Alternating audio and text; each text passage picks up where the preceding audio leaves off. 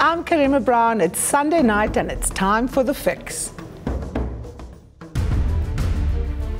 Land is an emotive question. The majority of dispossession was as a result of colonial conquest. But 24 years following the democratic breakthrough, this issue is like a ticking time bomb because it remains unresolved. Moreover, it raises for the government party fundamental questions about who South Africa belongs to. Tonight, we unpack the land issue in the context of the national question, a provocative debate started by the Thabo Mbeki Foundation. Then we look at the Nugent Commission of Inquiry into Tax Administration and Management of SARS. The testimony this week showed the number of multinational companies who colluded with Tom Moyane, a man in the inner circle of former President Jacob Zuma.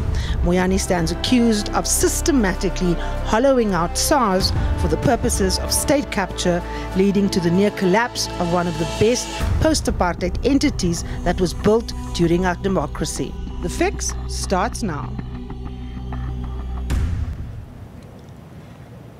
This is The Fix, where every Sunday night, without fear or favor, we ask the big questions. We will look ahead to tell you what matters and how it affects you and why you should care. With me, as usual, is my sparring partner, Sunday Times and Business Day columnist, Peter Bruce. Peter, welcome. Yeah, hi, nice to see you again. Yes. Everybody again, too. It's been quite a week at home and abroad. Yes, absolutely. And it's been quite a Sunday, actually, to put it mildly. We had an amazing, I don't know whether you watched Brett Kavanaugh, his testimony the other day. This is Trump's nominee, Donald Trump's nominee, for the rest of his life, right? So he could be a 30-year to the US Supreme Court. He's in his 50s. These guys die when they're in their late 80s, early 90s, and they sit there giving judgments. And he's been accused of sexual assault of someone 36 years ago. I don't know whether we have any clips of him giving his evidence, but they are quite extraordinary. Yeah, no, we've got pictures of the proceedings, of course, not, you know, the outburst. Yeah. What was surprising for me, Peter, was the way in which the other Republican males in particular came to his defense. I mean, it was a classical kind of display of white male privilege. Yeah, well, it was not only that, but I mean, you know, this has happened before. I mean, if I remember, Clarence Thomas was accused in 1991. By Anita Hill. By Anita Hill of exactly the same thing. And it was once again the Republican sort of white male sort of club. But there was something particularly toxic about the way Kavanaugh defended himself. He came out, he was crying, he was shouting, he blamed the Clintons, for heaven's sake, for his predicament. In other words, he's basically saying this is a political setup. He was extremely badly behaved. I don't think that Trump would wash his hands of this guy. Yeah, I reckon.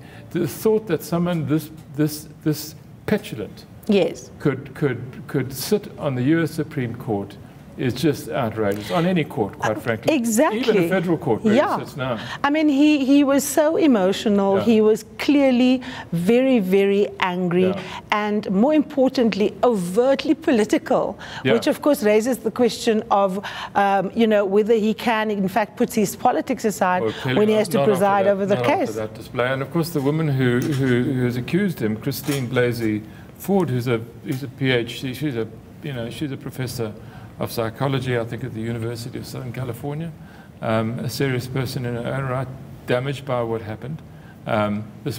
This wasn't a rape allegation. This was sort of an assault, kind of drunken, hand over your mouth, you know, kind of thing. Yeah. But you know, it doesn't go away, and there's such a thing as post-traumatic stress disorder. It never leaves you. Absolutely. I'm sure we all know people who have it. This is South Africa, after all. There's a fantastic piece in the Guardian this week, which talks about the fact that, you know, this is not just happening in America; it's actually happening everywhere. If you look at the way Putin projects himself, these males across the world. Fortunately, one of those white Republican males hit the pause button. Yes, and asked for an investigation. And asked for a week's pause while the FBI is brought in to investigate this allegation, which the rest of his colleagues were quite happy to leave behind. Okay. I mean, big drama with an appointment, of course, of the Supreme Court, and it's all about legacy issues. But in South Africa, the drama never stops, Peter. So today, we have this extraordinary Facebook post from a former journalist at the Mail and Guardian, Zukile Majova. And on his Facebook wall, he pastes a picture, or rather a post that says, Finance Minister Nhlanhla Nene issues, he says his son, Nene, was successfully funded by the PIC in a company. And then he goes on to say Raymond Sifiso Dimpangwa and Kingdom are both Zimbabwean friends of Nhlanhla Nene, and we were funded by the PIC. And essentially, basically, what he's saying is that the former finance minister, who's now the current finance minister, is deeply complicit in Gupta links. So, why did they put Amabongane at the top of that? What was he trying to do? Have you made any contact with him? Yes, we actually called Amabongane. We spoke to two of the main, reporters. We spoke with Sam Soul, and we spoke with Craig McCune. And the interesting thing was that Craig said to my producer Clive, I'm not speaking about this. We're not commenting about any of it. We asked them if it was a fake story, if they were working on the story, and they refused to comment. Sam, who had gone for a run, came back, said precisely the same thing. I then phoned Sam personally, and he said to me, I've tweeted about this matter, Karima, refer to the tweet. And of course, on the screen, we will be able to see that tweet of Sam saying, we didn't leak the story. And of course, that is the most important thing. So where does this come from, Karima? I mean, I know there's been a rumor for a long time. Julius Malema, sometime earlier this year, warned Nhlanhla Nene that they had something on him. Yes. And then it kind of went quiet again. Yeah. I presume this is what he was talking about. Yeah. You know, the interesting thing here is that when Nhlanhla Nene was axed in 2015 by President Jacob Zuma, everybody assumed that it was over the Russian nuclear deal and that he held his ground because the technical team had said we couldn't afford it, and there was apparent speculation that Zuma was under pressure from, the Russians. And Nhlanhla Nene was, of course, unceremoniously kicked out, and then there was the big lie about the job at the development bank. And then, of course, Nhlanhla Nene went into the private sector.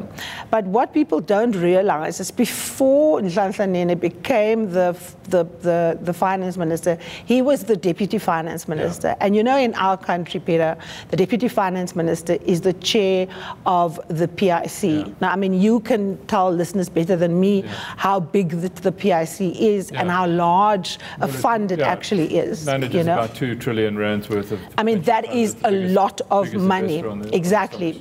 And so there's always power battles that are happening there because we don't know what deals the PIC gets into. There's not a lot of transparency. And we've seen the fights around people like Machila and so on. And so the fact that this post by Mojava now says that Nene himself is linked to the Guptas is massive because he is meant to go before the Zondo Commission this Wednesday. And I spoke to the Treasury to try and get some comment from them, on how they're handling this matter. And one of the officials said to me, the minister is going before the Zondo Commission. Whatever questions will arise will be answered there. And that is the process that the Treasury will be following. One of the things that he did when he was Deputy Finance Minister and Chairman of the PIC was to lend money to Iqbal Survey, your former employer. Yes. To buy independent newspapers. It was a very political deal at the time, and I know that there were Chinese investors in that deal. I don't think the Russians were there. No. But it does have a sort of kind of an international flavour, this whole story. Peter, you're absolutely right. I mean, people concentrate on the fact that the Russians alone were involved in or interested in our nuclear, but that's not true. We had the French, we had the Russians, and we had the Chinese. And of course, this makes me wonder whether Nhlanhla was opposed to the deal in principle, or whether he was just opposed to the deal to the Russians. And if that was why he was kind of taking, surely that if there's any truth, if there's any truth to this, he'd got to go. Look, there is no way that a finance minister in South Africa at this point in our economy can be linked to the Guptas. No. If that is the case, he must resign. And of course, Majola has said on his Facebook page that there is an expected cabinet reshuffle. We haven't heard anything from government officials. Most of them were in the NEC, in fact, still stuck in the NEC of the African National Congress, which we will discuss later. But the other thing I wanted to talk about, Peter, is we also saw the board of Transnet moving against Siyabonga Gama this week. Very, very interesting. Well, what they did was unexpected in the sense that they've suspended 2 of his colleagues. We were expecting another suspension of him, but they've actually fired him. Yeah, and they've followed a different route. The breakdown, irretrievable breakdown between him and the board. And it appears as if the moving of putting the locomotives together to Durban at this huge cost which we've gone through, and the jump in the costs, apparently that is one of the key reasons why there's an irretrievable breakdown. They feel that he's just not able to account for why certain things has happened, and there's no basis for trusts. They were also talking about a lot of leaks in the PIC, the information around Transnet. I asked the non-executive director, Ms. Letlaupe, about this in the week, and she said they're not blaming him for the leaks. They are saying that fundamentally, at a principle level, they don't have faith in him, and they don't believe that he can help turn Transnet around. Transnet is that the rot in it goes very deep, and it's well beyond if there was any with Siyabonga Gama and the people who've been suspended. I keep hearing stories about tenders going to third parties because there's always got to be a middleman in South Africa, right? So, it's too much. There is too much going on there, and this doesn't clean it up. There's a lot of work for the board to do, and they better get on with it and pay attention to what's. And the other big story, of course, this week was this time we saw the Constitutional Court actually holding a cabinet minister financially liable for what she did, and it's quite unprecedented. This is Patabile Dlamini having to pay, I think, 20% of the cost. I mean, this surely must have impact on people who are, trying to use the state as a way to access largesse. Yeah, well, it will have that effect if she is, in fact, pushed to pay. She's got to find the money. It's quite a lot of money. Yes. It's not something you can just put your hand in your pocket for. And if it's going to serve as a real deterrent, then it has to be really and visibly, publicly implemented. Well, Peter, that's of course the stories that made the headlines, but the big story in Nhlanhla, which we will of course return to a little bit later. Join us after the break as we tackle the contentious issue of the land question with Professor Adam Habib and Dr. Barney Pichana.